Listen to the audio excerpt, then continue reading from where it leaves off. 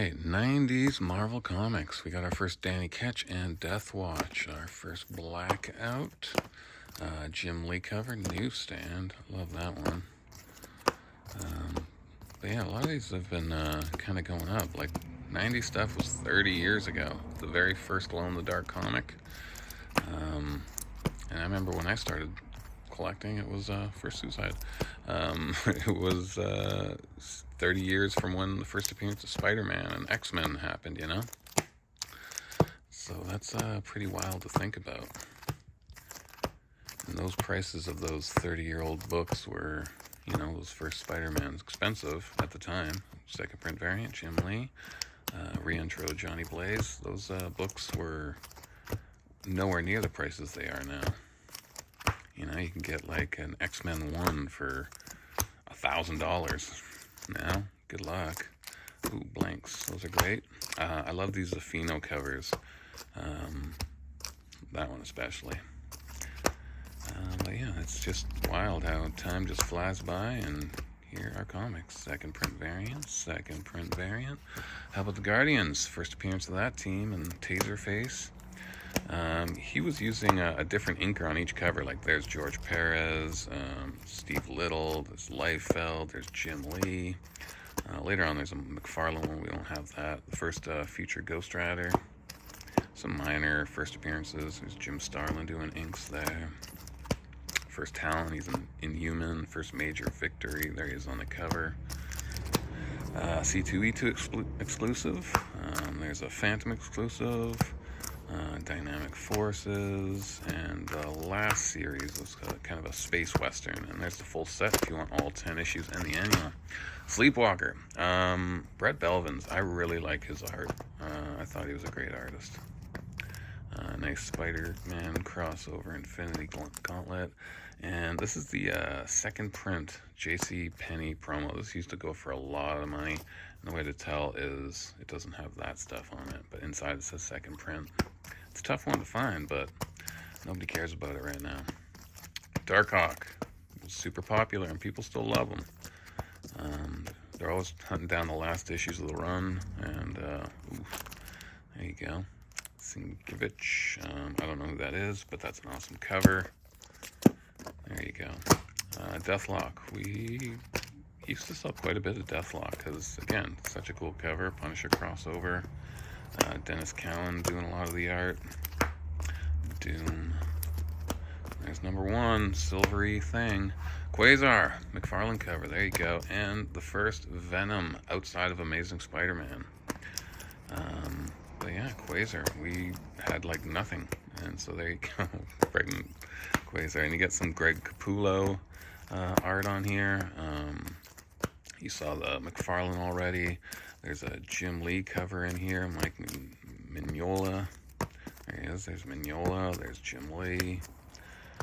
So, Quasar deserves some respect, I believe. And again, some high-grade copies, so you're not dealing with VG things. New Warriors. People still like the New Warriors. First silhouette. First Ionex, Mark Bagley work, Emma Frost, Wolverine, Juggernaut. So it's got some good cameos. Darkhawk. Look at that. For those who like bubblegum covers. First Smiling Tiger. There's a New Mutants.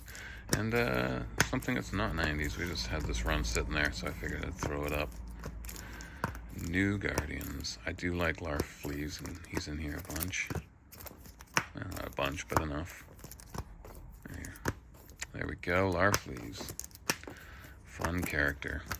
Alright, Punisher was always a huge one. First Punisher and Wolverine, Jim Lee cover. There's a bunch of Jim Lee covers for War Journal, you know.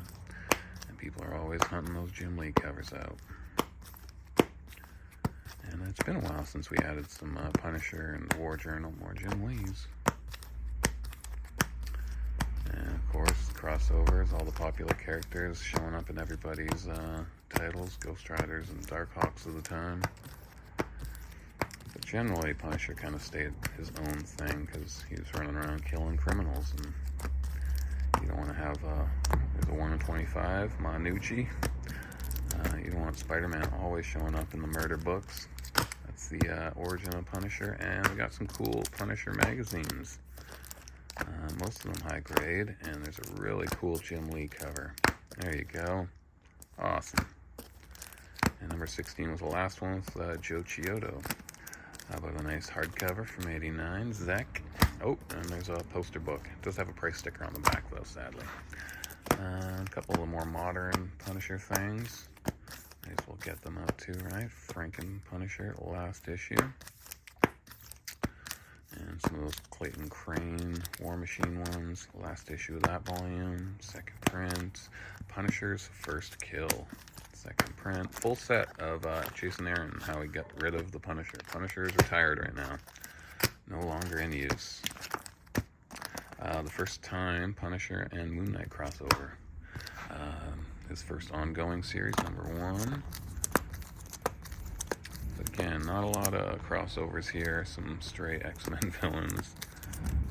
Generally just... that one had every single Marvel hero in it. But generally, yeah, Punisher is fighting crime. Some Will Sportasio doing the art. Everyone loves the Daredevil Punisher crossover issues, or team-ups, or fights, whatever you want to call them. Joe Quesada. Number 2 and 5 and 39 and 6. There's Mignola. Seems out of place on the Punisher book. Original trade from 1988. That's kind of fun. Doom cover.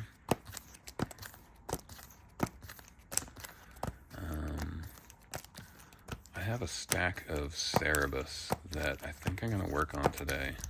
It's been so long since we put anything out. Microchip, first appearance, and this is when Punisher goes blackface. He's got a couple issues where that happens.